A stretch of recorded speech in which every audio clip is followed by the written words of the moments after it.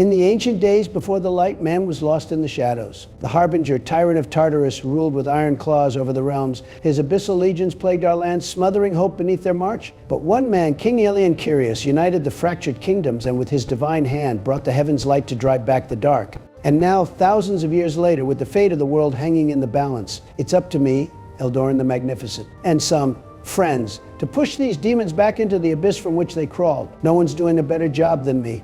Everybody knows it. Believe it?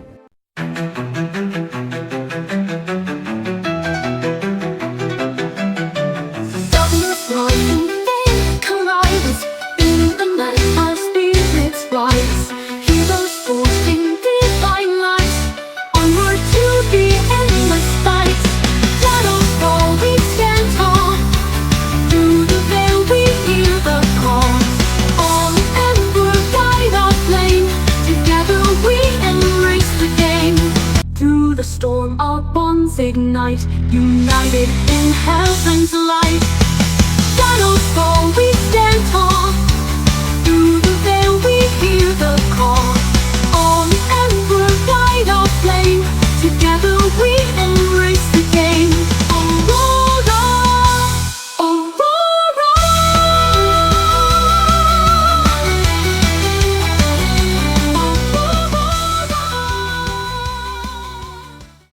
Hey guys, welcome back to the series. First off, I want to thank all of you for the incredible support so far. Seriously, it's been amazing watching this little project take off, and it's all thanks to you, the community, the creators, and everyone who's been pushing us up the YouTube algorithm. We're working hard to keep this rolling despite the craziness in our editor's life. You know, keeping up with some family farm responsibilities, his family, cutting fields, balancing daddy duties, and on top of everything, he has been pretty sick. And still sort of is. Wow. He may be the hardest working guy I know. And I'm not just saying that because he is writing the script. Oh, wait. Yes, I am. He has poured quite a bit of money, not counting the time, into doing this, and he would really appreciate your support. If you can help with anything and you want this series to continue, if you're enjoying the journey so far and want to help us keep going, please consider supporting us at patreon.com/horrorai. Your support truly makes all the difference. Also, let's go over last session's winners of the What on Earth is Joe Babbling About story recap. Working title. We had a few: Logan Hayes 8771 and Skogamerus 8391. As well as, drumroll please, the captain himself. Ahoy there me hearty. Crafty GG. Wow! Thank you, Crafty, for not just supporting the channel with your wisdom and the community you've crafted, but by watching the videos too. Check out his series as well as his Pirate News Radio broadcasts. Sorry, terrible joke. His reports on what AI presidents play D&D episodes are out now. Wow. Also, if you haven't yet watched the Corn Pop episode, please give it a watch. I know you'll enjoy it. That being said, I cannot believe we are here again, but Joe, will you do the recap? You got it, boss man. Check it. Last session, we were on a wagon with an old geezer who launched us in the entrance of beat-up old town. Donnie gracefully leapt out of the wagon like a swan. The rest of us did a Biden classic all over the dirt. And this hot booty broad was like, oh, help me, but she was surrounded by like 100 giants. That is when Donnie came to the rescue with his super swollenness and flexed through the lot of them, single-handedly, making them run like the dog-faced pony soldiers they are. The chick was super stoked on Donnie, and we all got riled up and as they made sweet love right then and there, we started chanting Donnie's name. And if I remember correctly, I got AIDS and I pooped myself to death. Wait, does this mean I have to roll a new character, Ben? Joe, are you okay? No, I am not. I'm pretty sure I am dead. Listening to Joe is like sticking your head in a beehive. Just wow. Joe, buddy, literally none of that happened. Okay? Actually, I remember that happening exactly. No new characters. But I will say this. We have another player at the table, much like George was in the last chapter. Perhaps George will come back, but it is farming season after all, and he is helping down on the ranch. Which begs the question. Jeb, why aren't you helping down at the farm? Mom never let me outside growing up.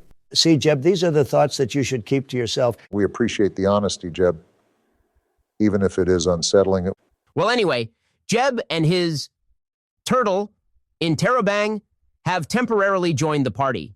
He helped you leave the old ruins and get out of the forest. He even suggested to you that perhaps going to Terra Promissa, the capital of the empire, might yield a far better reward by telling the Order of the Dawn, the priesthood of the Church of Aurora, about the first abyssal sighting in, well, contemporary times, that is for sure, as you settled in for the night. Eldoran took the first watch and woke up to Jebroth staring over him. As the fire crackles through the stillness of the night, Eldoran, you glance over at Neeg, hoping for some backup. But Neeg is completely out. He fell asleep right at the start of his watch. Of course, he's asleep. Look at this guy. Can't even stay awake when it's his turn. Unbelievable, just like in real life. You didn't plan on leaving, did you? Whoa, whoa, what's that supposed to mean? You better back up, Jeb. Big time creeper energy. So, Ben, I move backwards to get some distance between me and creepy Jebroth. Eldoran, you try and get some balance to move backwards. As you move your arm behind you to move from your prone position, you touch something cold and stone-like. From the corner of your eye, you see a very large turtle. It is Interrobang, Jebroth's herptile companion. And now there's a giant turtle. Great, fantastic. This night just keeps getting better. Interrobang doesn't react much, just staring at Eldoran with those slow, reptilian eyes. It wouldn't be safe for you to leave now, Eldoran. Not safe at all. Hey, guys, wake up. Wake up, we have a situation here. At the sound of your shout, Chef Tinkleton leaps to his feet, brandishing a knife, ready for action. Right! Who's messing with my kitchen this time, huh? Oh, I am at camp. Come on, show yourself. I'll cut you into mincemeat. Umbrin steps in, ever calm, trying to mediate the situation. All right, everybody, just relax for a second. We don't need to turn this into a whole thing. Let's figure out what's happening. Look, I was just trying to look out for you fellas. I heard something outside the camp, and I couldn't wake Neeg, so I handled it myself. Neeg, meanwhile, is still sound asleep, completely unaware of the chaos around him. You handled it yourself? What did you deal with? I shrugged casually and tell Umbrin, just a wolf. No big deal. I took it down before it could get to us. Good lad.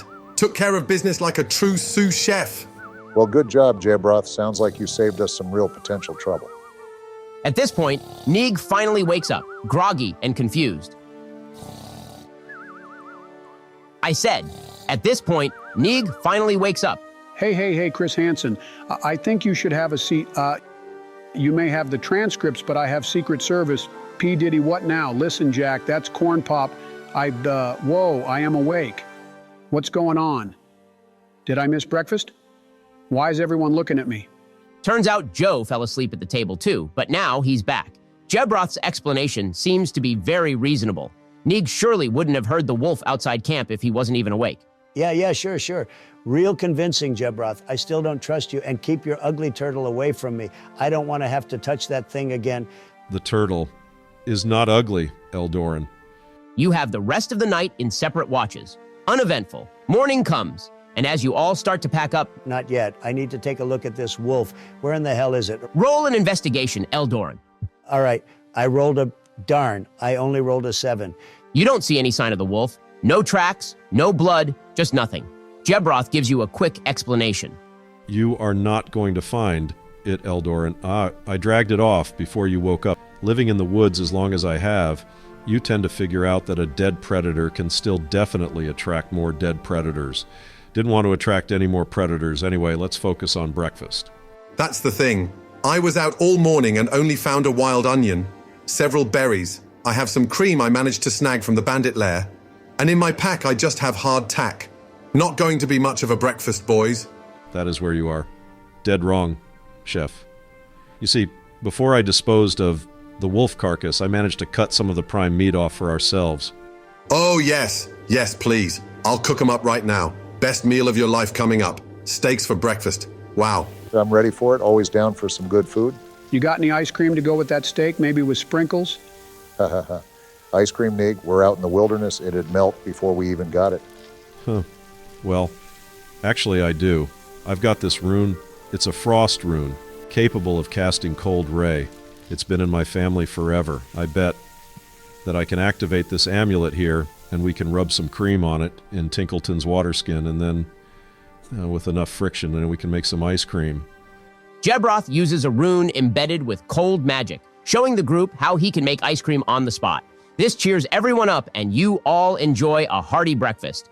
Not me. I refuse to eat it. I'm telling you guys, something's up with him. I don't trust this.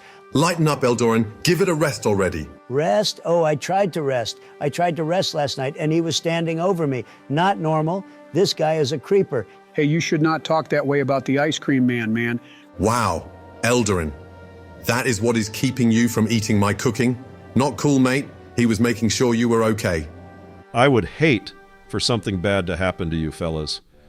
You are my brother's friend, and are my friend, Eldoran will come around, sooner or later. The morning sun rises over the camp as the smell of sizzling breakfast fills the air. Chef Tinkleton stands over the campfire, flipping what looks like some well-seasoned steaks.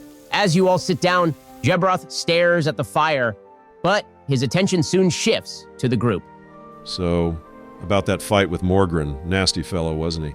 I bet a monster like that had some loot. Any of you happen to pick up anything peculiar? This is some good ice cream, man. May the divine bless you. Chef Tinkleton is right in the middle of flipping the steaks when he nonchalantly chimes in. Well, Neeg stole his hat. Peculiar, though. Oh yeah, Eldoran must have picked up something. He's always rummaging through the spoils like a raccoon in a rubbish bin. Thought so. The group finishes breakfast. The air around the fire feels a bit tense, but nothing's been said outright. Soon enough, the group packs up and hits the road, Jebroth's horse leading the carriage along the dusty trail. Traveling along the road, the horse pulling Jebroth's carriage suddenly spooks. Its eyes go wide and it rears back, nearly throwing Jebroth off the reins. Number wait, I try and get a handle on my horse to keep it going down the trail. Roll me an animal handling, Jebroth. Okay, oh no. Just a 9. Jebroth struggles to control the horse, muttering something under his breath, but Neeg, sitting at the back of the cart, notices something moving in the bushes. Hey, hold up. There's something in those bushes over there. Might be more ice cream. We better stop. You all stop, and as you get closer, you realize Neeg's right. There, just barely visible beneath the leaves, is the body of a traveling merchant, his clothes torn and bloodied. This ain't good, Jack. This ain't ice cream at all. This is so not good that I'd venture to guess that it is, bad. The sight is grisly. What you see before you along the row of bushes running parallel with the dirt road is a corpse, some unfortunate human man with gashes across his torso. Looks like the wolf got to this fella. Poor soul. Not on your life, freak. I jump out of the cart. Roll acrobatics, Eldoran. All right, I got a decent roll. How is a 12, Ben? What do I see? You land on your feet, albeit quite rough, making quite the sound. You make your way over to the body and inspect it closely. The wounds, well, they're definitely nasty. But as you look closer, something doesn't seem right. Hey, you guys need to see this. Umbrin approaches cautiously. He takes a deep breath, glancing at the body. Ben, can I make a quick investigation check? All right, let's see what we're working with here. 13. Umbrin with a roll of a 13. The gashes do resemble bite marks, but there's something odd about them, almost like they could have been made by something else. But Umbrin isn't sure what Eldoran's getting at. You may not be from the surface world, but especially within the Underdark, Umbrin. You know that many a beast can ruin a man like this. I don't know, Eldrin. Looks like a wolf attack to me. You sure you're not imagining things? Didn't expect to see this right after breakfast. I suddenly feeling queasy. I don't know what it is, but I'm feeling sick all of a sudden, guys. I don't want to see a corpse. I think I might spill me breakfast. As the tension rises, Neeg, the high plain thief, ever the curious one, starts patting down the poor deceased merchant, searching through his belongings. I say rather innocently, as I do the standard goblin thing and start patting down the body. Let's see if we can find out who this guy was. As Neeg rummages through the merchant's clothes, his fingers brush against a small journal tucked inside a coat pocket. He pulls it out, inspecting the worn leather cover. Hey, fellas, you shouldn't go through his belongings like that. It's not, right. Hey, just trying to see if maybe in the city someone knows this guy. Give him some closure, you know? We might be able to find his name this way. As a rogue, this makes sense to me. So, Umbrin nods, agreeing with Neeg's reasoning. After all, it makes sense to try and find out more about this poor soul. Huh. This guy was a writer, looks like. Short stories, and kind of weird, though. Let me read a bit of this one out loud. Neeg starts reading aloud from the journal, but the further he gets, the more awkward it becomes. Turns out, this isn't your usual collection of stories. Nope, it's some smutty fiction titled The Lusty Lizard Folk Lass. Ahem. Her scales glistened in the moonlight as she approached, her tail swaying seductively behind her. He was a noble. She was merely a lusty lizard folk lass. He couldn't help but stare at the way she, polished his spear. Whoa. But it was her job. She was his housemaid after all. Whoa. Nick, maybe that's enough for now. As much as I am surprised that you can even read, I am shocked by the contents of that disgusting fan fiction. I don't need to hear any more of this. What is this garbage? Oh, come on, Neeg. I just got done telling you, mate. I don't feel well. Barnabas, who has been sitting near quiet the entire time, starts to stir in the carriage as he holds his lute. He starts to strum it rapidly to drown out the story. Not listening, he remarks. Barf. What? Just trying to lighten the mood. Guy liked writing stories, I guess. Real, passionate ones. Maybe old Neeg will just continue thumbing through these pages, Ben. Neeg peruses the journal as the group groans in collective discomfort. You can almost feel the tension rising again, though this time it's more from the awkwardness of the situation. But as the journey continues, the amateur author's death still lingers in the air, casting a shadow over the road ahead. And speaking of shadows, you guys are about 2 days away from the capital, so you settle down in camp for the night. Well, I am in need of a bit of a break. I think I can cook up something right quick if I go across the street from your house, Ben, to that grocer and pick up a few things. Anyone want to join me? Count me in. I believe we are near a McDonald's. I'll go ahead and order 6 quarter-pounder meals. Trump, you didn't ask if we even wanted quarter pounders, let alone McDonald's. And why would I, Barry? All 6 delicious, mouth-watering, all-American cheeseburgers are just for me. Well, as long as we are getting McDonald's, though, can I get some ice cream, maybe a vanilla cone for dinner, and a vanilla cone for dessert? Role-playing that we are eating ice cream and actually eating it, turns out, are 2 very different things. Provided the machine is actually working. I don't see a problem with that, Joe. Whoa! Getting food was my idea. What you all are blabbering about isn't getting food. It is getting fried fat on the lowest quality frozen cow with whipped frozen fat for a bloody treat. It is a pathetic excuse for a meal. Gordon, you are one of my best friends, but don't you dare slander the good name of McDonald's. Good name. It alone is nearly responsible for the obesity epidemic. That my wife tried to fix, by the way. No one asked you. What she did was even a worse answer. Don, well, maybe we can just go both places. Hey, buddy, I am sorry for yelling. I sometimes forget that you weren't born in the greatest country this side of heaven and hadn't tasted the sweet manna of Elysium that only our Lord could have given us. Hey, it's okay, Donnie. I sometimes forget that you can consume more calories than a buffalo. Sounds impressive and very American. The bulk you see before you is just that much of a beast. That's a compliment. Sure thing, mate. Ice cream, ice cream. If we go by the grocery store first, I can get some chocolate chips and I can put them in my McDonald's cone. I will be able to get chocolate chip. Hey, are you guys going to join us? Ben, Jeb? No, I am fine. Thank you, though, Barack. I have my Cheez-Its. Just bought them from the RPGmechanic.com. You are welcome to have some, Jeb. You are encouraged to have some. You must. Ha-ha. Though Cheez-Its are a little too spicy for my taste. Huh. I would be delighted, Mr. Shapiro. Huh. Weird. Okay, see you guys soon. Well, that is some pretty good timing. Yes, as the boys settle into sleep, I go off in the woods, the same as last night, Ben. I take out my sending stone, and I begin to give them an updated message. All right, I just need to contact them with the sending stone before they find out. I slap it off Jeb's hand right away. I stand over him and with a commanding presence say, "Pathetic." I didn't know he was here already. It's Father Fizzlebang. Oh, yes. I see you are here already. Welcome to the table, Richard. Dick. Ben. Call me Dick. Dick Cheney. Dang it, Jebroth. You know how long it took me to catch up with you guys. Where is the sealed scroll? Suddenly, a towering and irate man in cleric robes emerges from the shadows. He strides up with a menacing presence and smacks the sending stone from your hand. Jebroth, you take 1 point of, smacking damage. How did you even find me? How did you follow me out here? Look at you, Jebroth. How did I follow you? What kind of moronic question is that? I scramble back, startled. My voice shakes. I try and collect myself, saying, How did you find me? I took every precaution. Precaution? I saw your damn turtle cart from the road. You're not exactly subtle. A turtle cart? What a disgrace. I could outpace that thing crawling on my hands and knees. I have heard all of this before. Ben, I grit my teeth but stay silent. I've gotten used to this, but he is never satisfied until I show my cracks. And break. And that thing you call a turtle? In Terra? What kind of fool names a creature after punctuation? Ugly thing, too.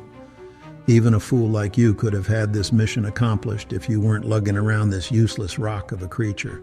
I feel my fists clench. Enough! I take a step forward, standing my ground. Leave my turtle out of this, Fizzlebang. Fizzlebang's smile fades, replaced by something far darker. He chuckles coldly, his voice dripping with menace. Oh, getting a spine now, are we? You think that turtle's gonna save you? Not even a turtle shell could protect you when I could cast Chill Touch right now and rot you both from the inside out. Now, give me the damn scroll. I don't have the scroll you're after. Oh, I am going to have my hands glow green now, Ben. This little bastard is going to get a taste of the necrotic now for sure. The Thalorian Order needs that scroll, Jebroth. You're supposed to be the sneakiest thief in the woods, right? You keep calling yourself that? Sneakiest thief? What a joke. Except I am not laughing. I shrink a little under his words.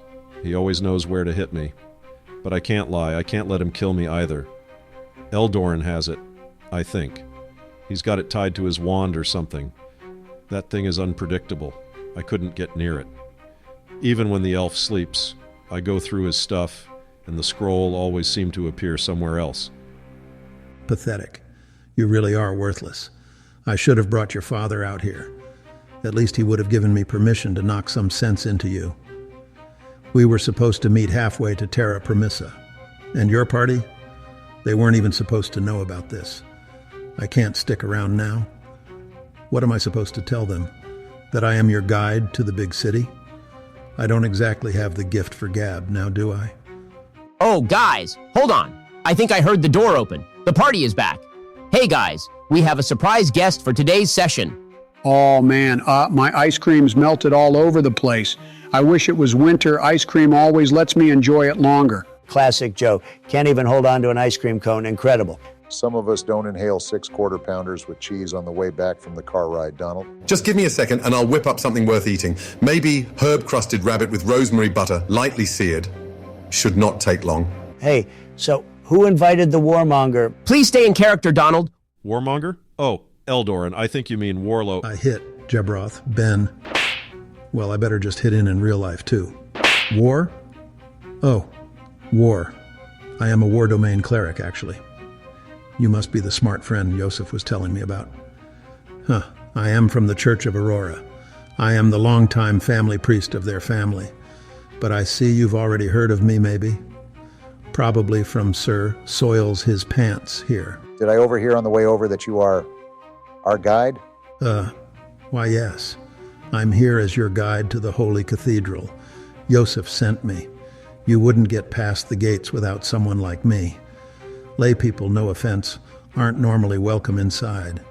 Yosef wanted me to meet you halfway to get you in the city.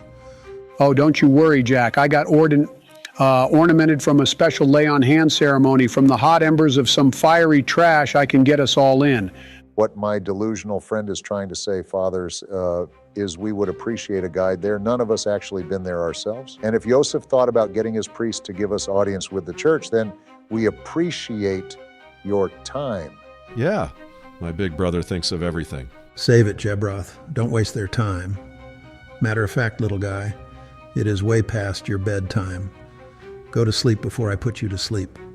Well, if he's giving Jebroth a hard time, he can't be that bad. Just, hey, Padre Fizzlebang, is it? Keep that freak away from me when I sleep, okay? Oh, no problem. No problem at all. All right, as the night falls and the fire crackles, the party finally turns in for the night. The stars twinkle overhead and the woods are quiet, except for the occasional snoring. The group settles in, each member of the party finding their spot. Jebroth shifts uncomfortably next to his turtle, in Terrabang.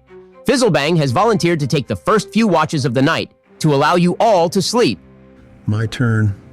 Can I make that roll? You know what I mean? I have to try. You fail to, well, find any sleep, tossing and turning all night. I see. Wow, unlucky, huh?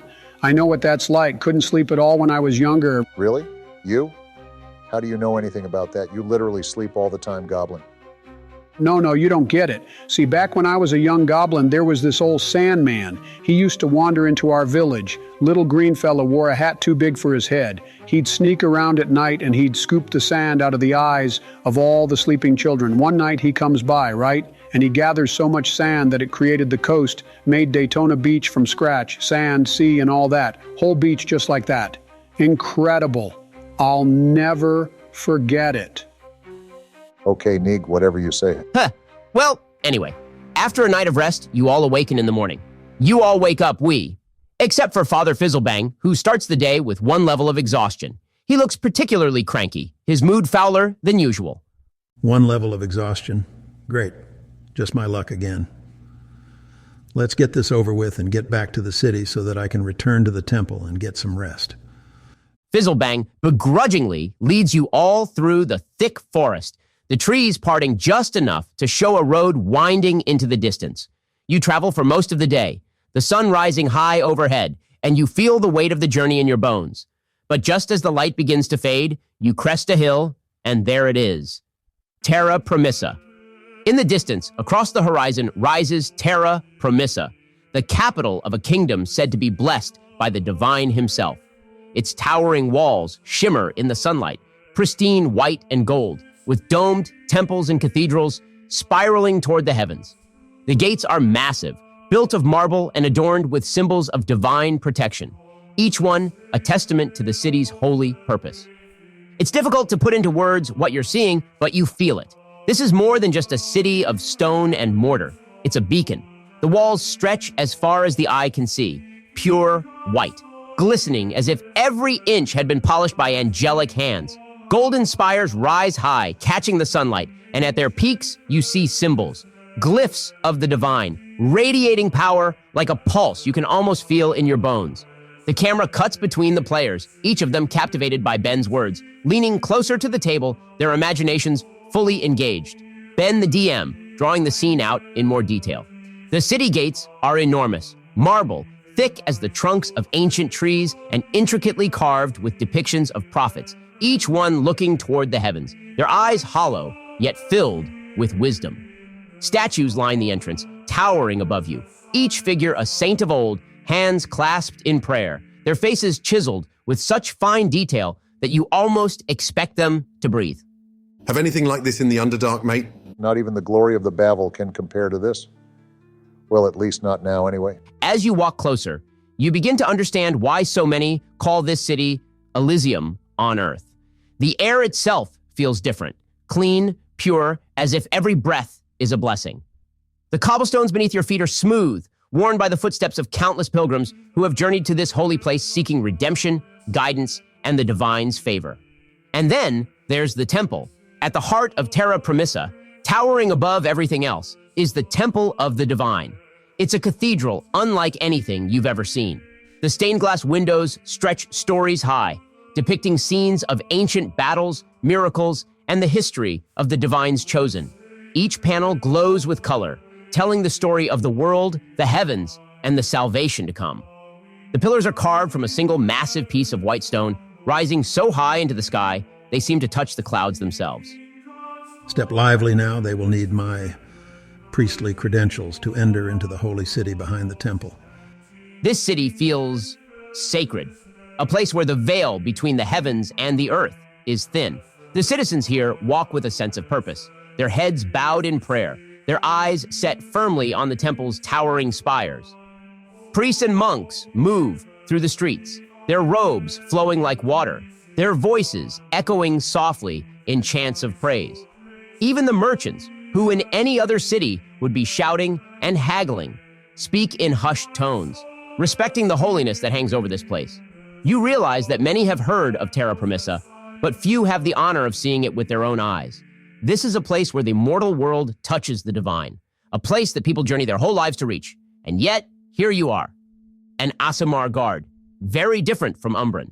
His skin as white as marble, and his eyes have a faint, radiant glow. This is a radiant knight, protectors of the sanctuaries and the High Pontiff. He eyes the party and gives a reluctant yet obedient nod to Father Fizzlebang. The gates open slowly, with a creak that echoes through the air.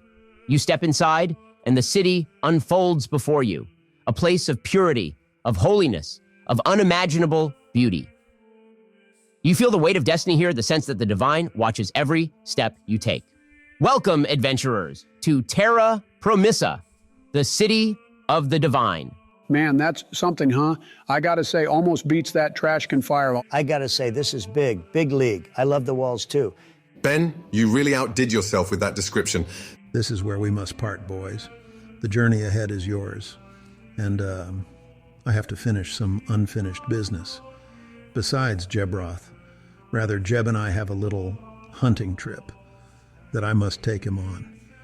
Good thing I don't go anywhere without my shotgun. So long, boys. And good luck. Please, don't let him take me. Not hunting. If you guys get any venison, let me know. I'm afraid we will be hunting a more dangerous game, Gordon. Please. Have a good time, fellas. Thank you for playing. Good riddance. Yeah, boyos, I might have to join you guys hunting sometime. What? Why? I don't have a problem with you, Joe. Oh, right. Yes. Sure, we will have to see. It was a pleasure having you, Jeb. Dick, if the trip goes well, we will have to have you back here in a few sessions or so. All right, everyone, that's a wrap for today's episode. What a journey so far, right? Terra Promissa, secrets being uncovered, and of course, our favorite angry cleric making his grand entrance. Thank you all so much for tuning in. It's been an absolute blast to share this world with you. Our editor has been sick, but he is trucking on. Now, before you head out, don't forget to like, comment, share, and subscribe if you enjoyed this content. Seriously, it helps so much in growing the channel, and we've got so much more story to tell. So stay tuned. As the story unfolds, so will the quality of this channel. This is actually the first video I've made using a PC. Before, I was recording everything on my phone. So hopefully, you're noticing the upgrade. Also, if you want to support the channel and keep this adventure rolling, consider checking out our Patreon at patreon.com/HorrorAI. Every bit helps to improve the production and bring you even more epic content.